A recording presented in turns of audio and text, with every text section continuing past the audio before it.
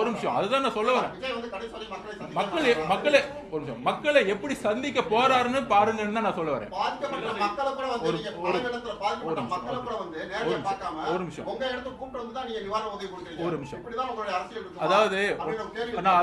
அதாவது ஒன்னே ஒன்று பதிவு பண்ணிக்கிறேன், தமிழக அரசுக்கு பதிவு பண்ணிக்கிறேன், மீடியா நம்பருக்கு பதிவு பண்ணிக்கிறேன். போறது பிரச்சனை கிடையாது. அதுக்குதான் இப்ப வந்து ஒரு கட்டமைப்பு உருவாகிட்டு இருக்கும். இப்ப கோயம்புத்தூர்ல போகணும், அது கட்சி கிரௌடு கிடையாது. நிறைய பேர் நீங்களாம் சொல்றீங்க ரோட் ஷோ போறாருன்னு. ரோட் ஷோங்கிற பிளானே கிடையாது. தயவு செய்து நீங்க வந்து மாத்துங்க. தலைவர் விஜய் நான் பேசுறேன். இதே மதுரைக்கு அங்க வந்து அவர் திண்டுக்கல் ஷூட்டிங் போகும்போது இவ்வளவு நாள் விஜய் வந்து எங்க போறாரு எங்க ஷூட்டிங் போறாருன்னு சொல்றது கிடையாது. என்ன எந்த அப்டேட் இல்லாம அவரால் போக முடியும். அப்போ நாளைக்கு நான் ஷூட்டிங் போறேன்னு முன்கூட்டியே சொல்லி அங்க எதிர்பாராத ஒரு ரோட் ஷோ நடக்கணும் அப்படின்னு திட்டமிட்டது தானே. இது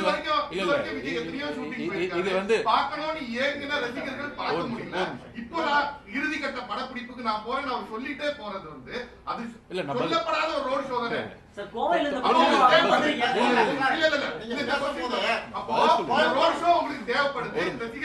தேவைப்படுது. ஆனா நாங்க சொல்லல வரல அப்படின்னு நான் அதுக்கு பதில் சொல்லிடுறேன். அதாவது தோழர், இன்ஃபர்மேஷன் வந்து முன்னாடி ஒரு நடிகரா இருக்கும் பொழுது இன்ஃபர்மேஷன் பாஸ் ஆகாது. ஆனால் இவர் போற விஷயம் யாரால லீக் பண்ணப்படும்? திமுகவுடைய இன்டெலிஜென்ஸ் மூலமா லீக் பண்ணப்படுது. அவ்வளவுதான். டிக்கெட் புக் பண்ண உடனே இவர் வராரு, இவருக்கு என்ன அந்த லீக் வந்து வெளியே வர்றது அவ்வளவுதான். இப்ப நாங்க வந்து ஐயோ இவர் வராருன்னு பேனர் அடிச்சு ஒட்டல. அங்க எங்க வந்து கோயம்புத்தூர்ல வந்து எங்க வந்து பூத் லெவல் மீட்டிங் நடந்துச்சு அப்படிங்கிற ரூட் தெரியும் எல்லாத்துக்கும். அப்போ மக்கள் வந்து யாருமே ஒரு விளம்பரம் போல தாவிக சார்பாக ரோட் ஷோ பண்ண போறேன்னு. ஆனால் ஹோட்டலுக்கு வெளியே வரும் பொழுது 20,000-25,000 மக்கள் நிற்கும் பொழுது எந்திரிச்சு நிக்கலன்னா மக்கள் வந்து கோவப்படுறாங்க, பார்க்க முடியலன்னு. அப்ப போலீஸே அங்க சொன்னாங்க நீங்க எந்திரிச்சு முகத்தை காமிச்சிட்டு போங்க, மக்கள் விலகிடுவாங்க. லோக்கல் எஸ்பியே சொன்னாரு நீங்க ரோட்ல போகும்போது சார் கொஞ்சம் முகத்தை காமிச்சிட்டு போவாங்க, உங்களை முகத்தை பார்த்துட்டா விலகிடுவாங்க அப்படின்னு.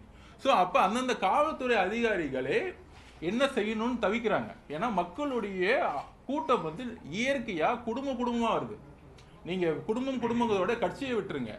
ஒரு பெண்கள்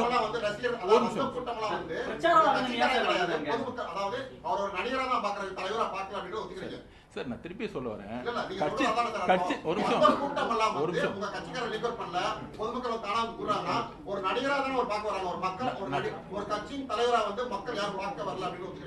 நான் பேசிக்கிறேன். இதே தான் வந்து நீங்க வந்து எம்ஜிஆர் அவர்களும் சொன்னீங்க, நடிகர் வந்தாரு கூட்டம் வந்துச்சுன்னு சொன்னீங்க. என்டிஆர் சொன்னாங்க நடிகர் வராங்க கூட்டம் வந்துச்சுன்னு சொன்னாங்க. இந்த கூட்டம் எதுக்காக வந்துச்சு, அவரை எதுக்காக பார்க்க வந்தாங்கிறது எலெக்ஷன் ரிசல்ட் அன்னைக்கு உங்களுக்கு தெளிவா தெரியும். அது வரைக்கும் நான் ஆர்குமெண்ட் பண்ணிட்டு இதுக்காக பார்க்க வந்தாங்களா அதுக்காக பார்க்க வந்தாங்க. நாங்க வந்து அங்க இருக்கிற கிட்டத்தட்ட லட்சக்கணக்கான மக்கள் ரோட்ல நின்று இருந்தாங்க. நான் போய் சர்வே எடுத்து நீங்க எதுக்காக பார்க்க வந்தீங்கன்னு கொஸ்டின் இல்ல. ஒரு நீங்க போறத வந்து இன்டெலிஜென்ஸ் லீக் பண்ணிட்டாங்கன்னு சொல்றீங்க. இன்னமும் நான் சொல்லக்கூடாது, போஸ்ட் ப்ரொடக்ஷன்ஸ் வேலை நடந்துட்டு இருக்கு. சென்னையில அவர் எங்க வராரு போறாரு, அந்த ஷூட்டிங் முடிஞ்சு இன்னமும் போயிட்டு இருக்கு. ஏன் அதை வந்து இன்னமும் இன்டெலிஜென்ஸ் அதை மட்டும் பண்ண வேண்டிய அவசியம் என்னவா இருக்கு? அது நீங்க மதுரையில வெளியூர்ல போறாரு, அதை மட்டும் இன்டெலிஜென்ஸ் லீக் பண்ணுது. இப்பவும் விஜய் வந்து தனியா தான் இருக்காரு. நீங்க ஒரு குற்றச்சாட்டை சொல்லும் போது அப்ப எல்லாத்தையும் தானே லீக் பண்ணணும். அதை மட்டும் தனியா லீக் பண்ண வேண்டிய அவசியம் என்னவா இருக்கும்? அது அவங்க கிட்ட தான் கேட்கணும். ஒரு பாதுகாப்பு நிறைய இடத்துல பாதுகாப்பு கொடுக்கறதே இங்க கொஸ்டினா இருக்கு. இங்க வரும் பொழுது கிட்டத்தட்ட நீங்க ரோட்ல கிட்டத்தட்ட 1,00,000 மக்கள் அங்கிருந்து நிற்கும் பொழுது எங்களுக்கு பாதுகாப்பு தான் மிகப்பெரிய பிரச்சனை. அதுக்குதான் இப்ப வந்து டோட்டலா, ஏன்னா மக்கள் பாதுகாப்பு எங்களுக்கு முக்கியம்.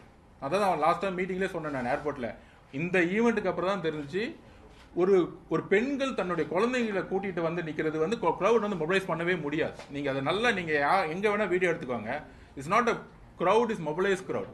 ஒரு சாதாரண ஒரு பெண்மணி குழந்தைய தூக்கிட்டு வந்து குழந்தைய கொடுக்குற அளவுக்கு வராங்கன்னா ஒரு இன்டென்சிட்டிவா அவங்க உள்ள வராங்க. பார்க்கணும், அவரோட பார்க்கணும், பேசணும்னு ஓடி வராங்க. ஸோ அப்போ அதுக்கான செக்யூரிட்டி சிஸ்டத்தை உருவாக்குறதுக்கு தமிழக அரசோட காவல்துறையோட பேசிக்கிட்டு இருக்கோம். அதுக்கான செக்யூரிட்டி சிஸ்டத்தை உருவாக்கிட்டு இருக்கோம், ஒய்பிரியோட பேசிட்டு இருக்கோம்.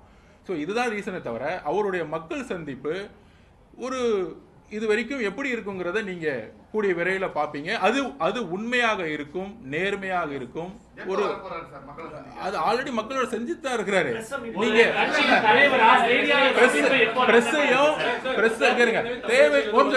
தேவைப்படும் பொழுது அந்த ஏர்போர்ட்ல மதுரை வரதுக்கு முன்னாடி அந்த ஏர்போர்ட் தேவைப்படும் பொழுது பிரஸ் வந்து அவரே சந்தித்தாரு.